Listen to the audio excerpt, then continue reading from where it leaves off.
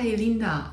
For so many years, you have been teaching Mandarin programs at the Havne on this beautiful island.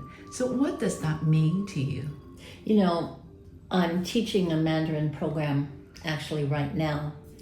So this question is really fresh in my heart and in my mind.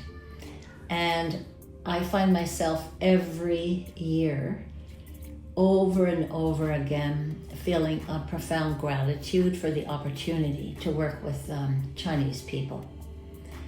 And I would say one of the many reasons why I do this over and over again is there's a special spirit that I find the Chinese people have with a passion and a dedication for learning. And I find that Chinese people, there's something so sincere and actually honest about being where they are and feeling what they're feeling.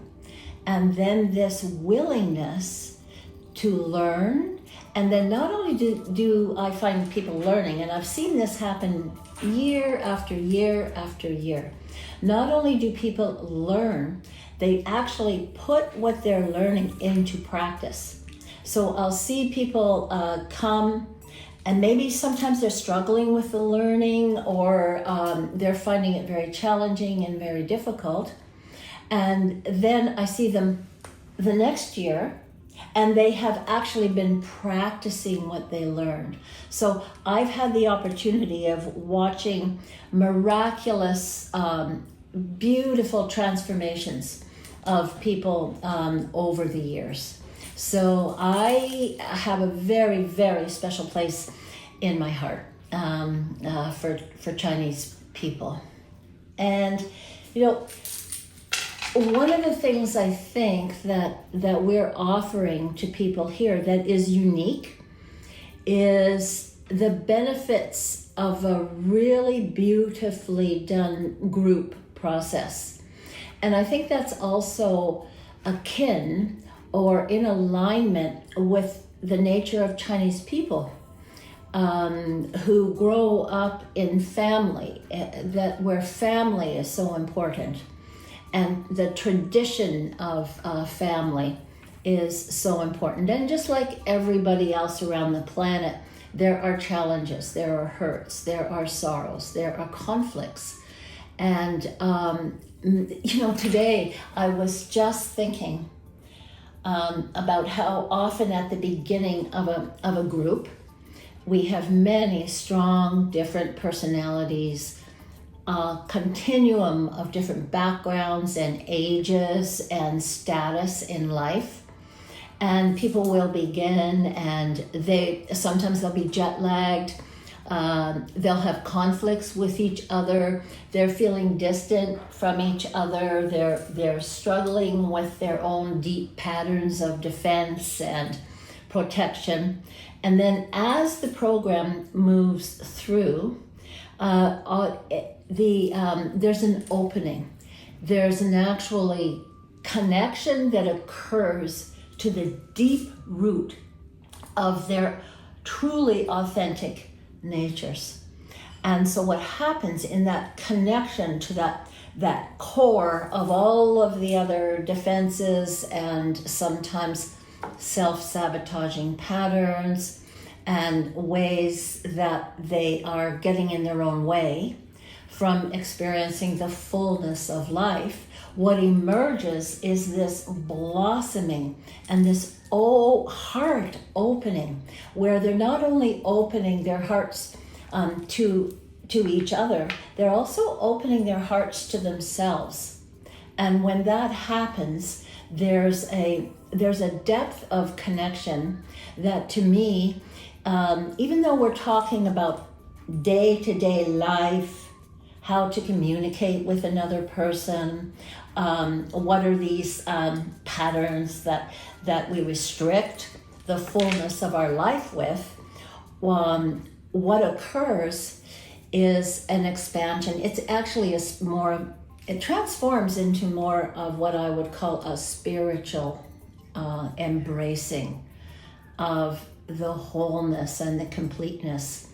And when that happens, the true joy of being alive begins to blossom. And as that begins to blossom, then creativity begins to blossom further. And people aren't working anymore to get along with each other. People are naturally coming together. They're embracing each other in their differences. They're coming to have heart and acceptance for themselves in being less than perfect, being, just accepting the beauty of who they are, instead of struggling and criticizing themselves and getting caught up and I'm never going to be enough and comparing themselves to each other. And they actually celebrate their own uniqueness, and they're celebrating actually not only their own uniqueness, but they're actually seeing beyond the surface of each other, and they're celebrating the uniqueness of each other being. And that is so necessary in our world right now, because there is so much conflict. There's so much blame. There's so much self-blame. And, we don't start out saying, don't do this and don't do that. And we do offer ideas. However, as the program continues, the people are discovering the ideas for themselves. And they're recognizing what actually, sometimes they can describe what the theories are, and other times they're simply living the theories that we're offering. So I come away every time from being with a group of Chinese people, and I actually end up feeling better about myself. I find myself, I fall in love, even with sometimes people that in the beginning I think, oh, there's a challenging person. This maybe is a bit of a difficult person. But I can see where people are often, I do the same thing, get in their own way. And then gradually there's the beauty of discovery and the heart opening and the blossoming of each unique soul. So, I would say my own spiritual practice is being with, guiding, suggesting, and supporting people to come into their own deep authenticity, out of isolation, out of self-blame, out of fear.